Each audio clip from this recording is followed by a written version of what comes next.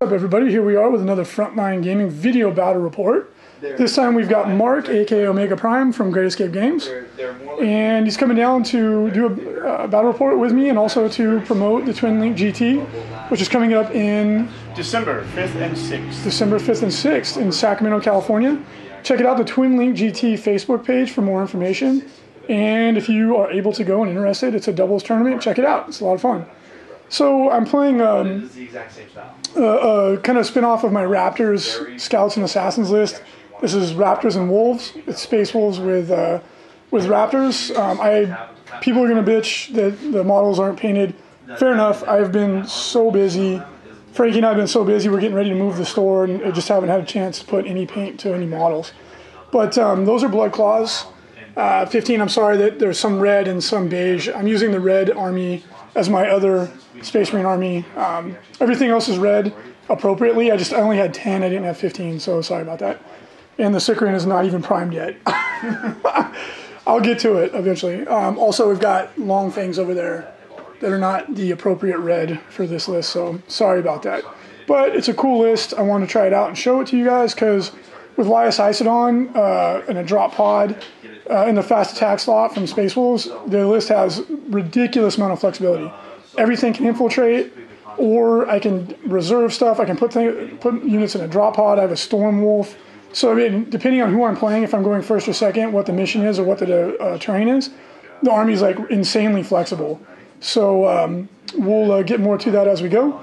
Mark is playing a Necron Air Force army. He's got 4 Night Size, 2 Doom Size, Emotech, Haywire, Cryptex, and he's got some spiders with some scarabs and a spider on the table. I can't even really see him, so the odds of him getting tabled on the first turn are pretty much nil because I can't actually do anything to him except for my Thunderfire Cannon. So if that can somehow kill everything, I'm in good luck. So before the game starts, Lias Isodon, he's the Chapter Master of the Raptors, has a really cool ability. He can do D6 plus 3 wounds to a unit or D3 Haywire. It's extremely good. It kind of makes up for the fact that he's a bit of a wet noodle once the game actually starts. So I'm going to go ahead and put this on the spider. And he does 9 wounds. Oh my god. That was pretty good. And Mark gets to take 9 armor saves. Hopefully fails 3. Which statistically he should, actually. Alright, 9 saves. So Spider has a 3+ armor save. And that's 3 fails. That's 4 fails. 4 fails. Wow. So Spider dies before the game even starts. So it's not first blood. Okay. But that was really good, obviously. Yes. So Lias Isodon making hay. Good job, buddy.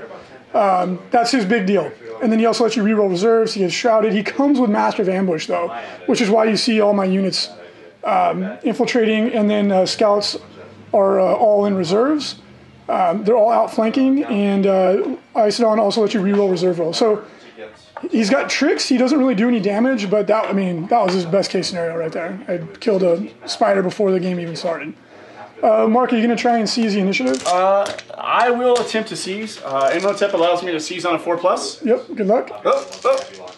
Good luck to you, sir. So let's see if it goes. 4+. Oh, there it is. So you seized regardless. So Mark is actually going first. Haha, just kidding. I'm not going first.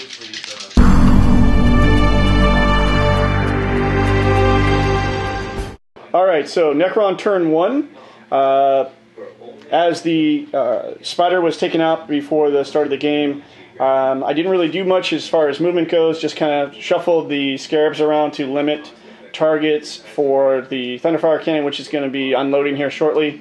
I had a couple of different targets here on the table that if I would have moved, still couldn't have assaulted, so I kept everybody back. My shooting phase, the only unit that I had to shoot was Imhotep. So his lightning strikes did manage to strike this unit here, the Long Fangs. Did a couple of wounds. Reece made both of his saves. And then the lightning strikes missed all of the other units on the table. So my turn 1 is done. So on to Reece's turn 1. Go, Raptors and Wolves turn 1. The Blood Claws with the Wolf Priest ran up. Lias Isodon and the Long Fangs didn't do anything. They're just sitting there looking cool. The Necron moved behind this building to cut off some line of sight to him and blew smoke. And the Thunderfire, in a change of pace, mine usually doesn't hit, he hit and killed a couple of the Scarab bases, but due to being in a ruin and stealth, they were able to shrug off some of the wounds, and that's that. So I wasn't able to table him before the game starts just because I couldn't see him. And now we'll see Mark's reserves come on, and Lias Icedon gives him a -1 to his reserve rolls. It gets me a reroll to my reserve rolls. Lias is a boss.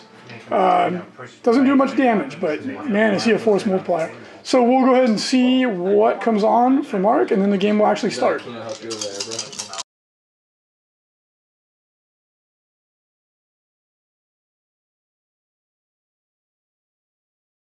Okay, this is OmegaPrime here. My turn 2, I managed to get in for reserve rolls. I got in 2 Doom Scythes and 2 Night Scythes loaded with Warriors and 2 Cryptex with Haywire Staffs that came in. My movement was pretty standard. I got 1 unit of Scarabs out of the ruins, moved them over into assault range of his unit of Longfangs over here and his Chapter Master. I brought on the Flyers to try and deal with some of the more vicious targets he had on the table. As you can see by the plume of fire rising from the Sicarius tank, it fell victim to both the Doom Scythe, a Night Scythe, and a Haywire Staff is what it took to take that out. So it is no longer going to be a factor in the game. First blood too. And counts as first blood. I got very lucky with that. Over here, we can see there's just a lone Centurion left on the table. I managed to inflict wounds on a 3-man squad. We had actually forgotten about this unit in Reece's turn, so he went ahead and placed them on the table at the start of my turn. Very gracious of him. Close combat went much better for the Space Marines, the Raptors, than it did for the Scarabs. I'm down to 1 lone base locked in close combat, which works for me through Reece's turn because he will kill it in his turn, which will give me more of a chance to play defensively going into turn 3. So this is the table at the end of OmegaPrime's turn 2. Reece is up now for his turn 2 and additional reserves. Reece, any words? Should have reserved the Sicarian. I don't know what I was thinking. Oh well. Alright, well, I'm sure luck will favor him going into turn 2. There we go, bottom of turn 2, the Raptors and Wolves. Stormwolf came on, did what he does. He took out 2 Flyers. Thank you, buddy. We really needed that quite badly. I made a really big tactical error by not reserving him. I don't know what I was thinking. At the very least, I should have put him here, but I didn't want to risk immobilizing him. So there you go. Pro tip: don't leave your AA asset on the board with his wee hanging in the breeze before the AA unit or the air units come on, because I could have come out of reserve, blasted him. In an astounding feat of rolling, out of my 8 scout squads, I combat squad all of them. 1 came on, 7 did not come on. But with Lias's reroll, when I rolled the first 4 and they all failed, then I tried to keep them off. So I would have had 3 on, but I re-rolled them to fail. And I have 1 unit that came on there to support the Longfangs. And that's it. The Blood Claws failed discharge. I rolled really poorly. The Thunderfire Cannon missed. They only did 2 wounds. And the 1 Necron that I knocked down got back up. So it was a neutral effect. And that's a wrap. So coming into Necron turn 3, and we will see how it goes.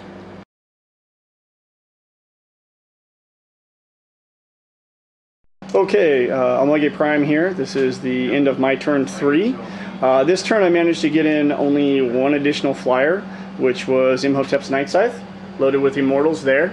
I chose to fly 2 off. I'm sorry, 1 of them flew off this turn, which was one of the other Night Scythes. Movement was pretty nil. I did bring on 1 unit of Warriors with a Haywire Cryptex staff that had to walk on the table from the unit that was destroyed during the Reece's last shooting phase. The Scarabs just shuffled over here next to the comms relay. And then I poured just about every available shot I had to into the Stormwolf, which, as you can see, is no longer there. So, going to be going into Reece's turn 3. He's going to be rolling for his reserves. He should be getting quite a bit in since he didn't get much in during the last turn. Reece, anything you want to add? I needed the Stormwolf not to die, but you rolled hot, I rolled poor, and he's dead. No, 40K is a dice game. So, going into Reece's turn 3. Raptors and Wolves, turn 3, another frustrating as shit turn. Shot both these units. The Centurion has not rolled a 6 yet. The Multi-Melta has rolled 2 6s to hit, and then I rolled 2 1s. Farmer Pan did nothing. This unit's running back. Came on, 10 scouts and a Thunderfire cannon. Amounts to 2 dead Necrons, apparently. Mark was rolling really good on his saves and rolled really well on his get back ups. So I didn't do jack shit to that, unfortunately. And that was it. Not a good turn. Oi, listen up, you gits. The frontline gaming and table war gaming mat is here. It's the best thing to happen to gaming since Daka. And it's tough. Like me. The neoprene backing means it doesn't slide about. And it resists tearing, creasing, curling, smacking, blasting, bashing. And wet stuff.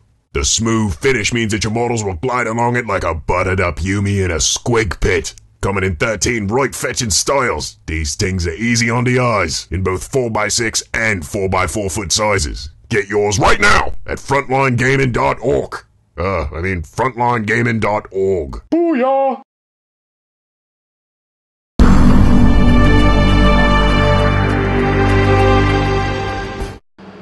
Okay, OmegaPrime here at the top of, or the end of my turn 4. My reserves came in automatically that I had left. So we'll start over here. These guys held from the last shooting phase. I moved on 2 Night Size, 1 here and 1 there, and I disembarked 2 units of 5-man warrior squads, each with a Haywire Cryptek. So they deployed to try and make short work of the scouts, and for the most part, they did a pretty good job. But those 2 units, one 1-man squad and 1 3-man squad, are still there. The 2 Night Size themselves focus fired down on the Blood Claws, and I think I ended up killing 1 model with all those shots. So not a lot happened there. The Scarabs finally moved out from guarding the comms relay to eat a drop pod. So they went over there and munched out, had some lunch. Another Night Scythe moved over, jumped over on Reece's side of the table. You see them through the building. They hopped out to try and take care of the Tech Marine and his Thunderfire cannon and failed. So he's still there with max wounds. All of my other flyers decided to fly off the table, either in the movement phase or the shooting phase, to come on back in my turn 5. So that was the end of my turn 4. Reecius still has several units that are going to be coming in of scouts. So we'll catch up with him as soon as his turn is finished. But Reecius, anything to add about this game turn? I hope all my reserves come on that side of the table. There's going to be a lot of dead guys on that side of the table if they do. All right, so we'll catch up to you at the end of Reece's turn 4. There we go, turn 4. Very, very, very, very frustrating turn for Space Marines. So let's see. I fired at this unit. I set up an assault. Mark made all but 1 save, so I only killed 1 model between the Grav Centurion, the Tech Marine, and the Blood Claws with preferred enemy. And then for the super lulls, I failed a 2-inch charge through cover. So I fucking hate random charge length. All my scouts came in on the same side, which was really lucky. That was good. And then they did jack dick. I killed 1 Necron warrior with 40 bolter shots. And that was my turn. God damn it. Oh well, it's a dice game and sometimes they don't go your way. I'm actually still in a good position though, it's not bad. It's just very frustrating like when stuff like that happens. Now on the plus side, my Tech Marine did make combat and he did live. So that unit at the very least is tied up. It's just since I foolishly allowed Mark to get First Blood, I very much need to get Warlord. So I may only have 1 chance at it because the Blood Claws, the first guy tripped and fell, and then everyone piled up on top of him in comical fashion. So we'll see how it goes.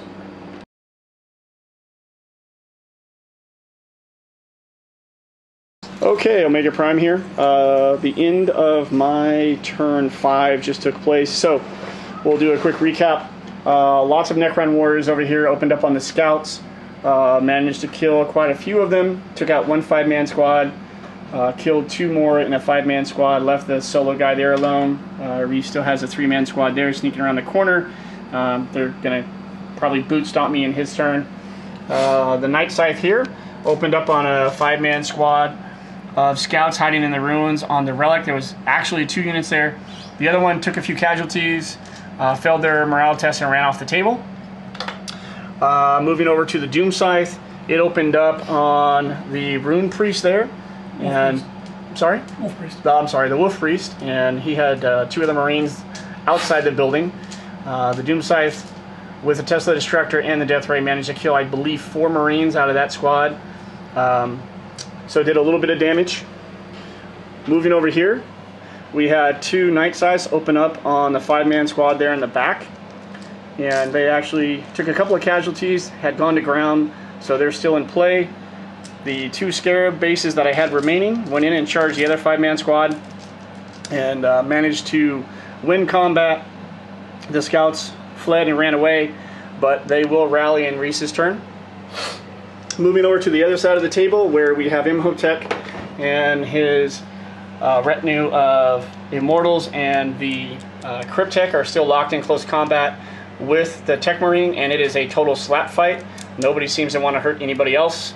That was the end of my turn 5. Reece, any quick recaps? Sometimes the dice just are not with you. And this is one of those games. All right, moving into Reece's turn 5, he is going to change the very focus of this game. I think I'm going to be in trouble. I'll be lucky to have very many troops left at the end of his turn if the dice go his way. All right. There we are, bottom of turn 5. Big ups and downs. The last couple turns on my side of the table were just awful, and this turn went pretty well. What I needed to happen here, for the most part, happened. I had the guy who's kind of standing by himself. He was able to shimmy in between a gap in 2 models to get within 3 while still staying an inch away. So he was a free safety covering, and then the other 2 units charged in. It was a push combat, but the point was to have triple coverage on that objective to make it really difficult to get them all off. I wasn't expecting them to actually win the fight. Over here, the Lias was doubling back. That went worse than I thought I was going to weather that storm with ease, and it actually went quite badly. So he's running back in case the game goes another turn. But I did manage to kill the last Scarab base. The scouts decided to turn it on. These scouts didn't do anything. They had to go to ground. Comedy gold, them running off the table after they were the 3 up. It was funny because I knew it was going to happen. You know, when you get those premonitions. These guys finally made combat, and they really did work when they made it. They killed the whole unit. And then we put 1 wound on Imhotep. Mark got the Fearless Warlord trait, which was critical, because otherwise he would have taken a morale check at -4. Yeah, -4. Which is still not... Actually, -5. Yeah, -5, because I did a wound to Imhotep. Right. So the very good odds that would have run him down to pick up Warlord. I don't think I made a single save. Yeah, you bit, because you've been rolling hot on your saves, and then you just went ice cold. Yeah. You failed all 6 saves. And then the Tech Marine didn't do anything. I was going to send the Centurion in there too, because he didn't really have much else to do, but he failed to charge by an inch. Yep. So right now, as it stands, if the game ends, I'll win. If it doesn't, it's going to be pretty tough. The Night Scythes aren't in the best position. What it'll come down to is that combat, this combat, and if he can somehow blow me off that objective. That'll be the critical moves. Yeah. So, Mark, good game either way. All right. Here we go, 1 or 2, and the Raptors take it. Nope. Goes on. Gonna go 1 more turn. So there we are at the bottom of turn 6. Crazy dice all over the place. The Long Fangs actually did manage to blow up the Doom Scythe. And the scouts just staying on that objective. This Night Scythe will probably be able to take 1 more shot at them if the game goes on. This one will be able to turn and come this way. So if it goes to turn 7, that's not good, because then he could conceivably, Mark could conceivably kill them and then take that objective from them if he rolls well on his move through cover and run. These scouts rallied, ran back in, beat up all the warriors, and so now there's just that 1 Cryptek on that objective. So I feel pretty good that I'll kill him. We'll see. And this fight, I just can't kill Imhotep. All my AP2 attacks missed, even with preferred enemy. And then Mark made every armor save from the normal attacks. And he did 3 wounds, and I failed all 3 saves on my blood claws. So it's just been a crazy dice game. And that's it. So Mark, let's see, on a 1, 2, 3, Raptors win it. On a 4, 5, 6, Necrons are still in the game. All right, well, regardless, Reece, it's been a fantastic game, so let's see. It's been a crazy game. Yes! And we're going to 7. God dang it. Just end already.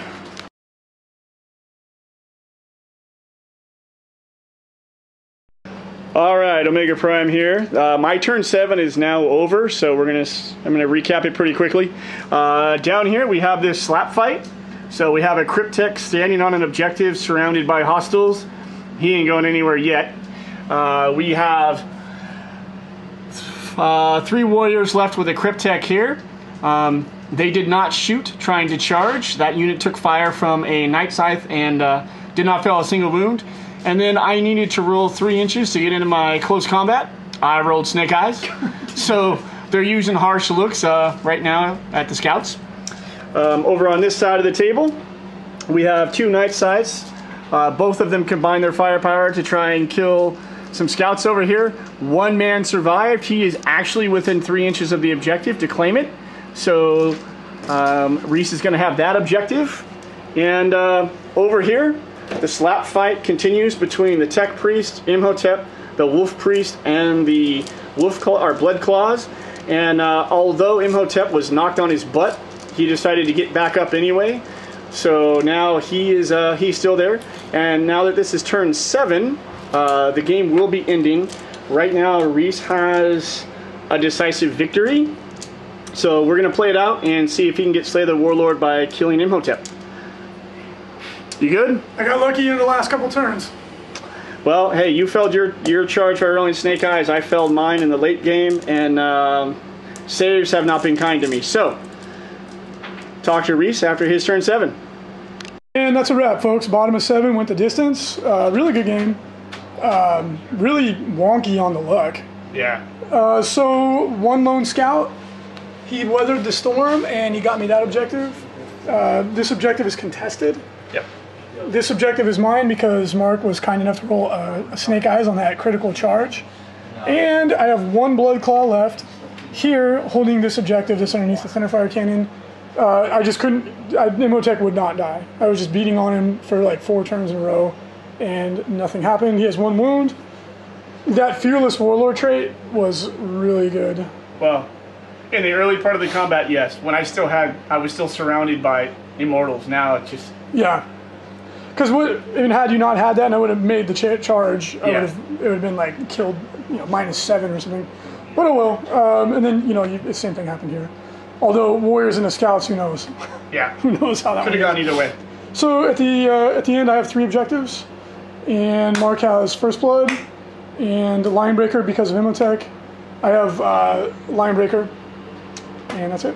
Yep. So really good game. Even with the crazy, crazy dice. And in retrospect, I should have not drop potted the Centurions. That was foolish. I should have outflanked them. Where the Isodon comes with Master of Ambush. I should have reserved the Sicaran. That was really stupid. And then lining up like this was my 3rd really dumb mistake. Otherwise, as you can see, my army wins because the Scouts, they win me the game every time that I do win. Because they just come on late game and there's just too many of them. And going to ground was really pivotal in this game with the Scouts because it gave you the resilience in your saves to stay alive here and stay alive there. Yeah. So it was pretty game changing. If I hadn't have rolled Snake Eyes on this assault, I'm pretty certain I could have taken care of those 3 guys. You would have at the very least contested this. Right. Unless miraculously I win the combat, which is unlikely. Right. And then you had, I think, one Blood Claw left here? 1. Which gave you objective secured, so... And the Wolf Priest only had 1 wound left. Yeah, so the saves were pretty good here for you. Oh, he ran away. Yeah, the Tech Priest ran away. He was done. My saves were actually statistically better, but only because Imhotep just decided he wasn't going to go away. He went ham. Yeah, but this was a fantastic game. I had a great time. It was a good game. One of the best games of 40K I've had the opportunity to play of late, so it was awesome. Me too, hey. Good game. Thank you very much. It was very fun. Got lucky. Whew.